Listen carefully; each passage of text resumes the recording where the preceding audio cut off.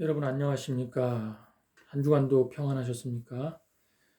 이번에 또 구정을 맞이하는데 여러분 모든 것이 이렇게 통제되고 그리고 또 사회적 거리두기로 우리의 삶이 묶여 있는 가운데에서 여러분 각 처소에서 마음을 추스리면서 구정을 잘 보내시기를 주님의 이름으로 기도합니다. 좌절하거나 또 염려하거나 걱정하지 말고 늘 믿음으로 하나님과 동행하는 삶을 사시기를 주님의 이름으로 축원합니다. 여러분, 하나님을 믿는다는 신앙은요, 하나님이 우리를 하나님의 형상을 따라 사람으로 창조하셨다. 다시 말해서 이 땅을 살아가는데 사람답게, 인간답게 살아가는 것입니다. 그것이 참 중요합니다. 여러분, 실제로 죄가 들어오기 전에 에덴 동산에 아담과 하와는요, 서로의 모습을 보면서 또 서로 대화하면서 서로 교제하면서 서로 동산을 거니면서 서로 하나님의 형상을 보았어요. 죄가 들어오기 전에 에덴 동산에서는. 그러니까 하나님을 믿는 것은 바로 저와 여러분이 하나님의 형상을 따라 사람으로서, 그러니까 서로 보면서 하나님의 형상을 보는 거예요. 하나님의 형상을. 그게 사람답게 살아가는 것입니다. 사람답게. 여러분, 요즘에 세상을 보십시오. 겉모습은 사람이지만 전혀 사람이 아닌 다른 모습으로 살아가는 사람들이 너무나 많이 있습니다. 겉과 속이 다르게, 그리고 짐승보다 더한 사람들. 앞으로 시대가 가면 갈수록요, 사람이 무서워질 것입니다. 분명히 겉모습은 사람인데 사람이 아닌 다른 존재로 살아가는 사람들이 많이 있습니다. 그래서 우리가 첫 번째는 하나님의 형상을 따라서 사람답게 살아가는 게 첫 번째고, 그리고 난 다음에 우리가 두 번째로는 사람의 형상을 보여주는 거예요. 예수님은요, 완전한 사람이셨어요. 그래서 우리가 예수님을 믿잖아요. 그러면은 우리 안에 예수님의 성품, 예수님의 인격, 예수님의 말투, 예수님의 삶의 모습이 그냥 자동적으로 보여줘야 돼요.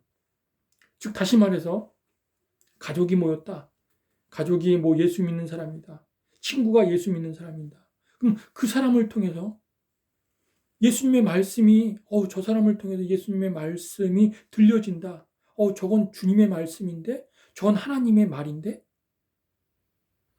내 입을 통해서 누군가에게 이야기하는데 네가 말하는 건 하나님의 말인데 그렇게 하나님의 형상이 하나님의 말씀이 나를 통해서 여러분들 통해서 이렇게 흘러나가야 됩니다. 이게 하나님을 믿는 신앙입니다.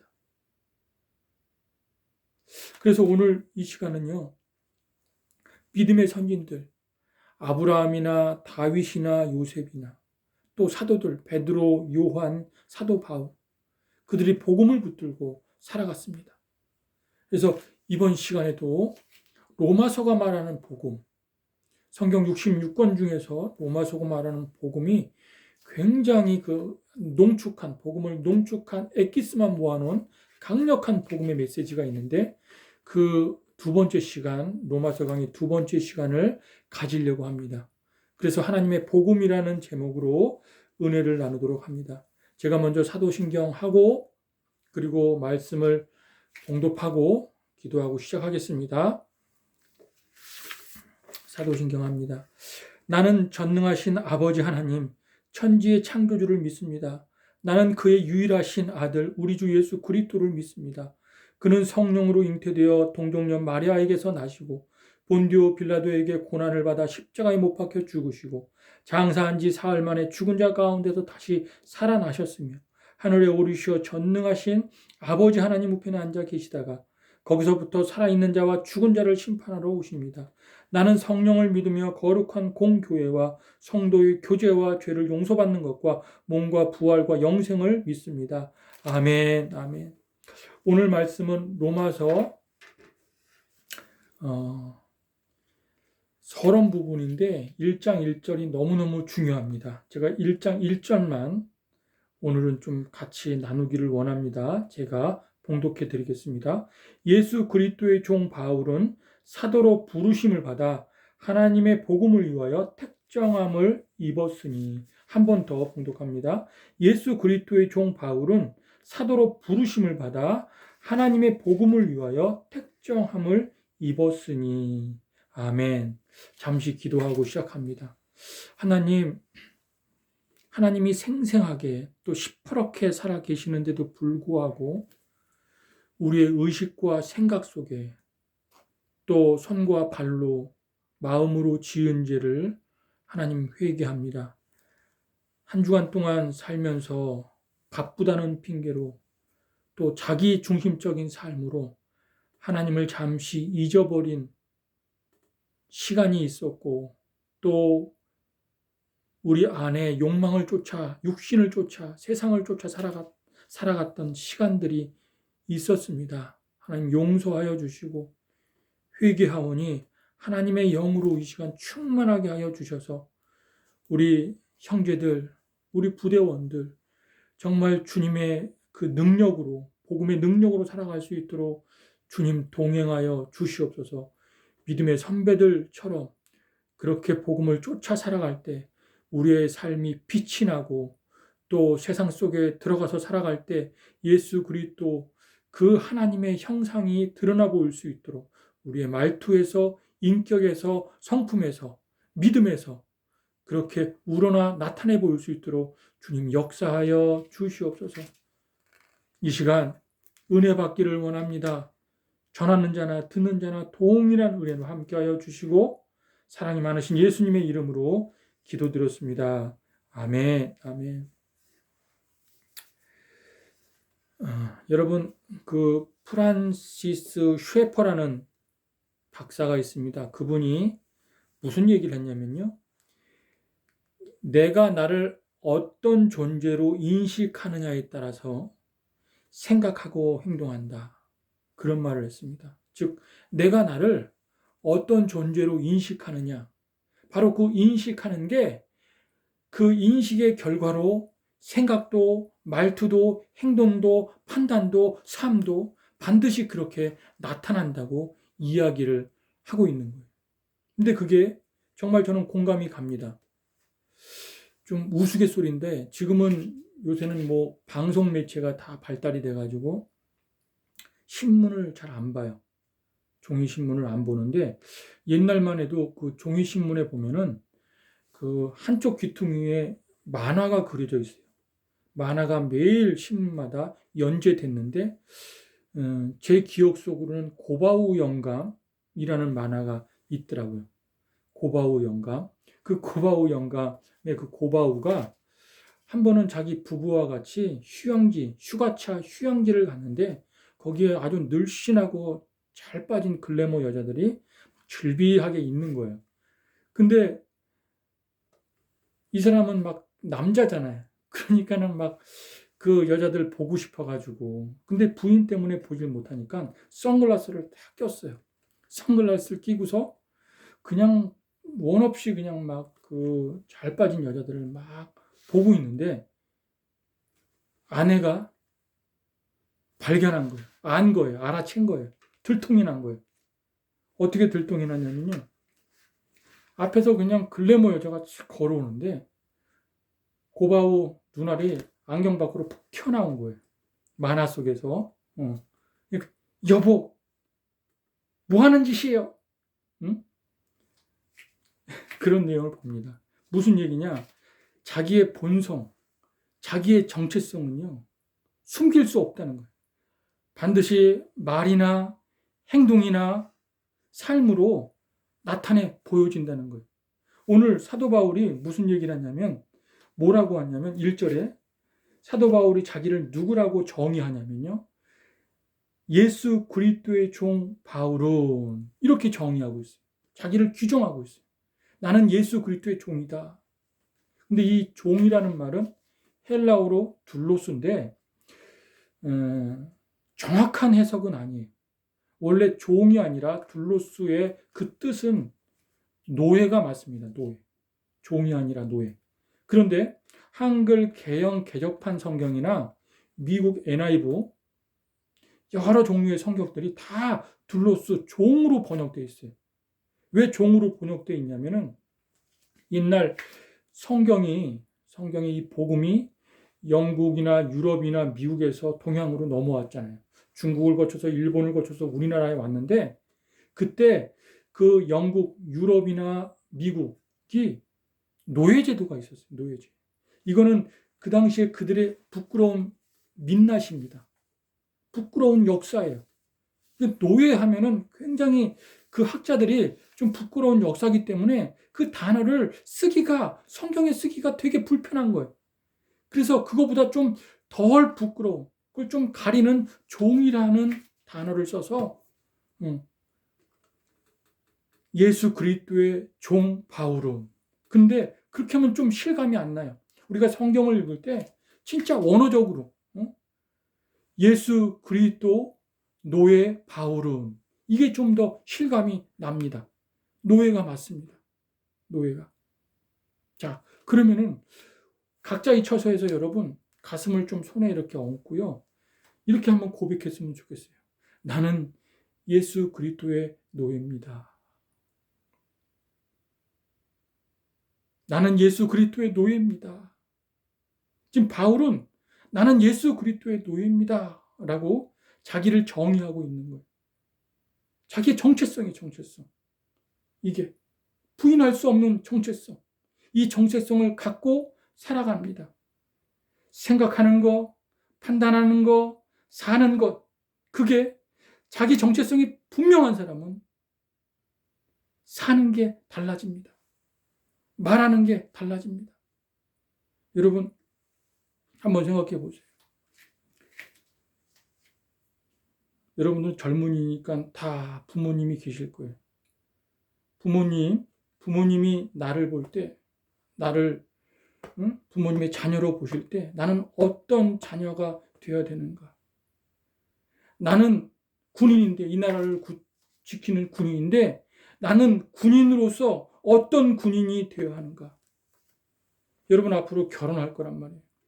결혼하면 나는 사랑하는 아내와 함께 사는데 아내가 보이기에 나는 어떤 남편이 되어야 하고 내 아내는 내가 보기에 어떤 아내가 되어야 하고 내가 자녀를 낳을 때 그 자녀가 아버지로서 나는 어떤 아버지가 되어야 하고 어떤 어머니가 되어야 하고 그 정체성이 확실하잖아요. 그러면 행동하고 생각하고 판단하고 살아가는 것이 다릅니다. 지금 사도 바울은요, 자기는 그리스도의 노예라는 거예요. 그 노예라는 그 정체성을 가지고 앞으로 복음을 위해 사역을 하겠다고 그렇게 이야기를 하고 있는 것입니다.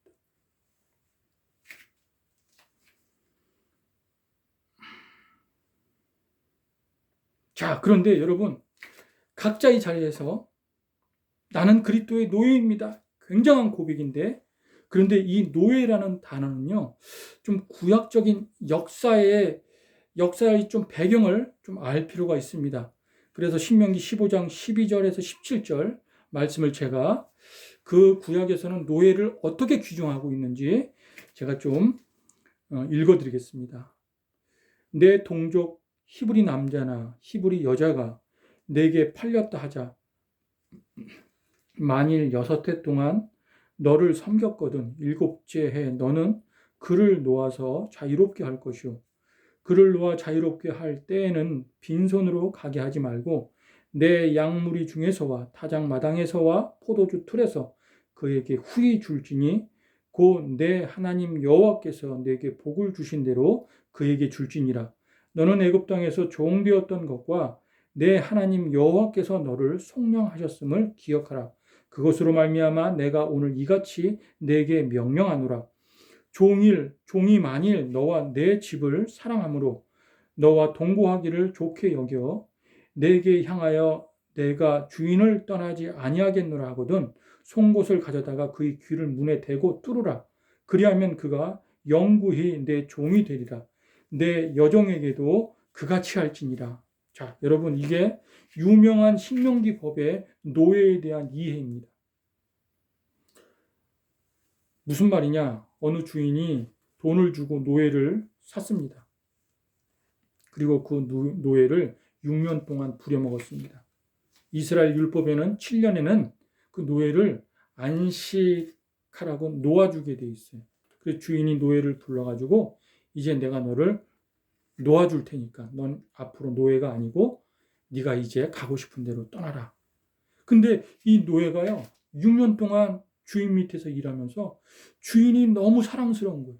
그 성품과 인격과 삶이 너무 존경스럽고 너무 사모가 되는 거예요. 그리고 그 집안 식구들이 다 좋은 거예요. 그래서 이 노예가 마음을 바꾸고 자유라고 주인이 선포했는데 자기는 자유 필요 없다고. 주인을 너무 좋아하게 돼서 사랑하게 돼서 이 집에서 살게 해달라고. 그냥 노예로 살게 해달라고. 그렇게 고백하는 거예요. 그때 이 주인이 이 노예를 데려다가 귀를 뚫어요.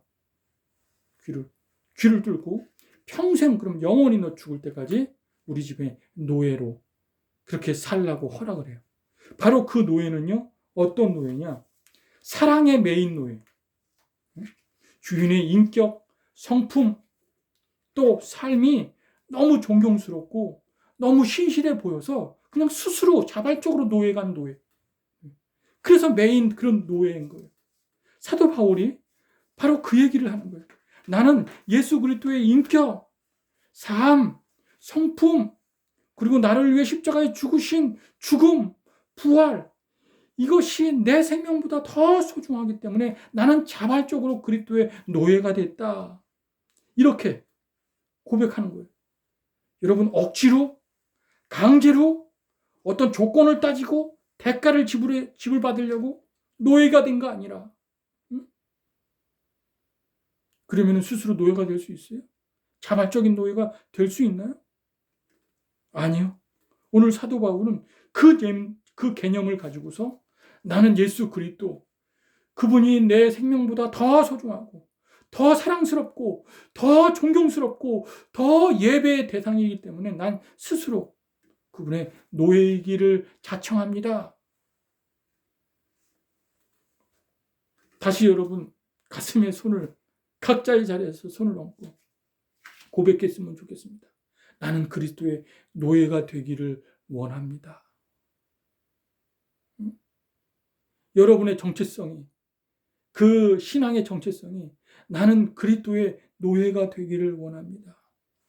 여러분, 그때부터 그 고백을 기초로 해서 여러분의 생각, 또 여러분의 판단 달라집니다. 그리고 정말 사람을 대하는 것, 인생을 살아가는 것, 또 삶을 대하는 것 달라집니다. 이게 매우 매우 중요한 고백입니다. 어떤 대가를 바라고 노예가 되는 거 아니에요. 어떤 율법 때문에 노예가 되는 거 아니에요. 율법은 6년 동안 노예 생활로 마쳤어요. 근데 그 생활 속에 하나님이 우리를 사랑하는 걸 깨닫게 되었어요. 그래서 스스로 노예가 되겠다는 거예요. 스스로. 제가 이 그림을 어디서 어떤 것이 가장 비유로 많이 비슷할까 생각을 해봤는데 바로 어머니. 우리들의 어머니들이 자녀를 사랑하는 거 보세요. 사랑의 메인 노예. 매일같이 밥해주고 빨래해주고 재워주고 학교 보내주고 아무런 불평도 없어요. 그렇게 속을 새기고 가슴을 휴업하면서 그렇게 자식을 기르는 그 순간순간 힘든데 대가를 바라고 합니까? 너 재워줬으니까 돈 내놔.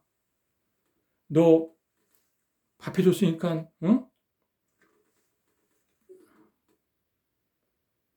돈 내놔. 뭐 이러면서 요구하는 거 있어요? 더 못해줘서. 해줬는데 너무너무 부족해서. 다 공짜잖아요. 다 공짜. 해주고도 너무너무 부족해서. 사랑의 메인 노예. 사랑의 메인 노예. 바로 사도 바울이 예수 그리스도를 통해서 그것을 경험한 것입니다. 그 사랑을 경험한 거예요. 그 사랑. 그래서 자발적으로 내가 주님의 노예가 되겠습니다. 라고 고백하는 거예요.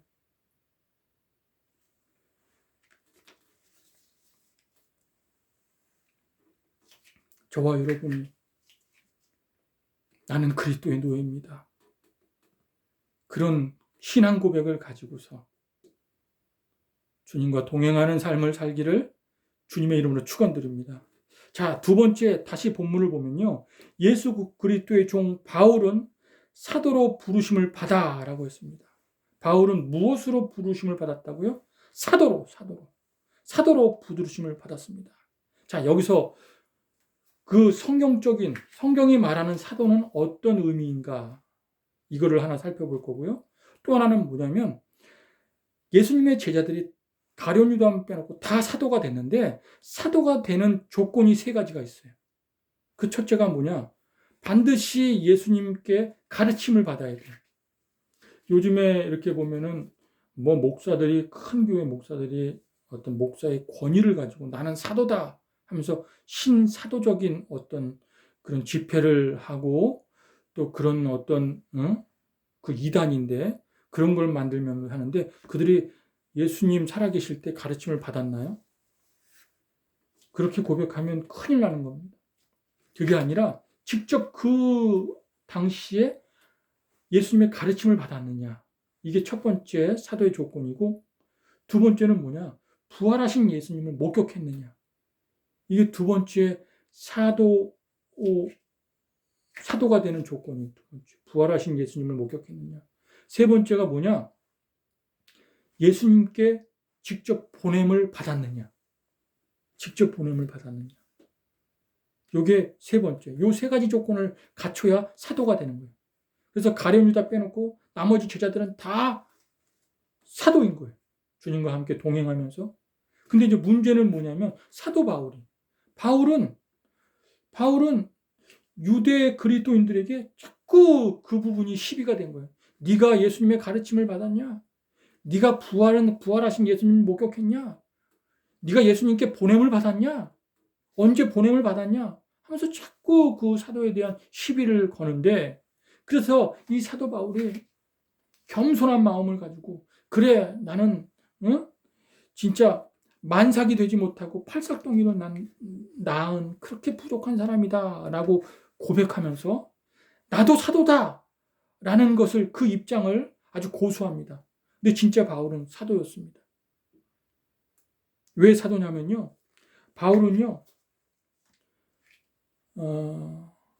예수님을 잘 몰랐을 적에 예수님이 이단이라고 여겼을 적에 예수 믿는 사람들을 잡으러 가다가 그 시리아 북쪽인 다마스쿠 언덕에서 진짜 예수님을 만납니다. 정말 그 언덕에서 앞을 볼 수 없는 초자연적인 빛이 임하면서 그가 눈이 멀어요. 눈이 멀면서 그때 하늘에서 음성이 들리는데 사울아 사울아 네가 왜 나를 핍박하느냐 그런 음성이 들립니다. 그때 사울이 당신은 누구십니까? 네가 핍박하는 예수라. 예수님이 그렇게 말씀하시면서 이 바울을 만나줘요. 그때 이 바울의 신앙 인식 속에 이단으로만 알았던 예수. 그 예수가 수많은 구약의 선지자들이 그렇게 예수가 그렇게 메시아가 약속된 메시아가 오시리라 그리스도가 오시리라 한 그 예수가 바로 그리스도 그 예수가 바로 메시아라는 것을 그때 신앙의 인식 속에 경험하게 돼요. 아 이분이 그리스도구나. 믿음의 선배들이 그렇게 기다렸던 그리스도 내가 그렇게 메시아 대망 사상을 여겼던 그 그리스도구나 라는 것을 경험하게 돼. 비록 짧은 기간이에요. 짧은 기간이지만 이 사도 바울이요. 예수님의 가르침을 받아요. 부활하신 예수님을 목격해요. 그리고 예수님께 직접 보냄을 받은 자. 여러분 예수님이 뭐라 그래요? 사도 바울에게 너는 이방인을 위하여 택한 나의 그릇이다. 직접 보냄을, 이방인들에게 보냄을 받은 자로 사역을 감당합니다. 예수 그리스도가 보냈어요. 바울이 예수님과 아주 짧은 만남이었지만 예수님의 그 사도로서의 조건 세 가지를 다 갖춘, 그래서 당당하게 나는 사도다, 사도, 그렇게 주장하고 나서는 것입니다. 또 하나 재미있는 것은 뭐냐면 사도 바울이 신약 성경을 14권을 씁니다. 근데 14권을 쓰는데 어떤 책에는 나는 사도 바울이다, 사도권을 주장하는 내용이 나오고, 어떤 책에는요 주장하지 않아요. 그냥 나는 그리스도의 종이다, 요 내용만 나와요. 근데 그게 룰이 있어요. 무슨 룰이 있냐? 사도 바울이 사도권을 막 시비를 거는 유대 그리스도인들이 있어요. 그 유대 그리스도인들이 시비를 걸 때는, 그때는 사도권을 주장해요.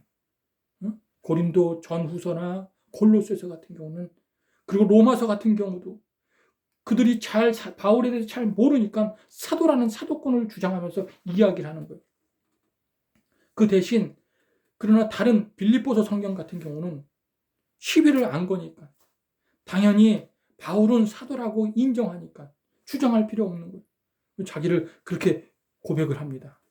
자, 그런데 중요한 건 사도는 보냄을 받았다라는 거예요. 저와 여러분은 사도가 아닙니다. 사도의 계승자도 아닙니다. 그런데 여기서 중요한 건 뭐냐? 사도가 고백한 보냄을 받은 자, 이 신앙 고백은 붙들어야 되겠죠. 이게 되게 중요한 겁니다. 이 신앙 고백은 우리가 세상 속에 살면서 세상을 향해 나갈 때, 복음을 들고 나갈 때 반드시 나는 보냄을 받았다라는 것을 붙들어야 됩니다. 이것을 잘 설명해 주는 게 구약 성경의 요셉입니다. 요셉은 17살에 꿈을 2번씩이나 꿉니다. 그 꿈 때문에 형들과 관계가 멀어지고, 형들이 어느 날 요셉이 멀리서 이렇게 오니까 죽여야 되겠다, 옷을 다 찢고 구덩이에 떨어뜨려 죽이려고 하는데, 어느 한 형이 우리 죽이지 말고 좀 살려주자. 그때 상인이 하나가 쫙 지나갑니다. 지나가는데 그 상인한테 팔아넘겨요. 은 20냥이. 그래서 그때부터 요셉의 인생이 꼬이고 엄청난 고난이 시작되는데, 종으로 팔려가지고 종으로 살다가 억울한 누명을 씌우고, 그리고 감옥에 들어가고, 또 감옥에서 술 맡은 간원장 꿈을 해석해가지고 그 사람의 도움으로 애굽의 총리가 됩니다. 요셉의 인생의 하이라이트가 총리가 되는 건 아니에요. 거기가 하이라이트가 아니에요. 그 애굽 땅에 기근이 딱 드니까 이 형들이 양식을 얻으러 애굽에 내려와서 총리를 만나는 거예요. 동생 앞에 무릎을 꿇는 거예요. 그때 요셉이 자기 신분을 밝혀요. 나는 요셉이다고 하면서 그 형들에게 하는 말이 있어요. 형들이요, 나를 팔았다고 걱정하지 마세요. 두려워하지 마세요. 하나님이 나를 형들보다 먼저 생명을 구원하기 위해서 형들보다 먼저 이 땅에 나를 보내셨습니다. 그런 고백을 해요. 하나님이 나를 보내셨대요. 그 고백을 해요. 응? 여러분, 요셉이 이런 하나님의 경륜이 열어지지 않았을 때, 나를 보내셨구나를 깨닫지 못했을 때는, 그래서 억울한 누명을 쓰고 종살이를 하고 감옥에 갇히고 막 그랬을 때는, 이게 내 팔자가 너무 사납고 기구하구나, 내 운명이 어떻게 이렇게 꼬였구나, 그런 생각으로 자신을 굉장히 괴로워했을 거예요. 그런데 그가 하나님의 섭리, 영안이 열려가지고 하나님의 섭리가 어떻게 돌아가는지, 하나님의 경륜이 어떻게 흘러가는지, 그게 확 열려가지고 보이는 거예요. 보이면서 아, 나는 보냄받은 자구나.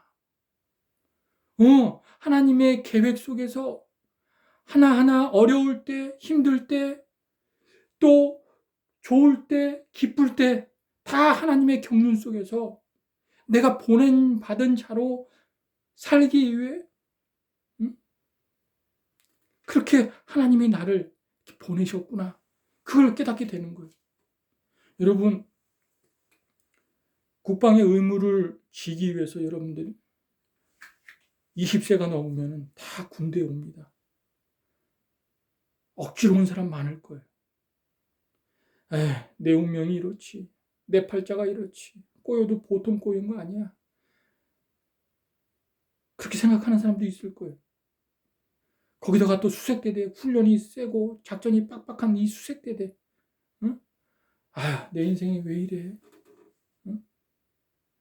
내 팔자가 왜 이래? 왜 이렇게 기구해? 왜 이렇게 꼬였어? 아니요. 여러분들이 영적인 신앙의 눈이 열리고, 영적인 귀가 열리고, 그래서 진짜 하나님의 경륜을 바라볼 수 있고, 하나님의 섭리를 받아볼 수 있으면 우리가 있는 처소는 다 하나님이 보내신 거예요. 보내신 거예요. 보내셔서 거기서 복음의 사람으로, 하나님의 사람으로 살아가라고, 거기서 하나님을 증거하라고 그렇게 보내신 것입니다.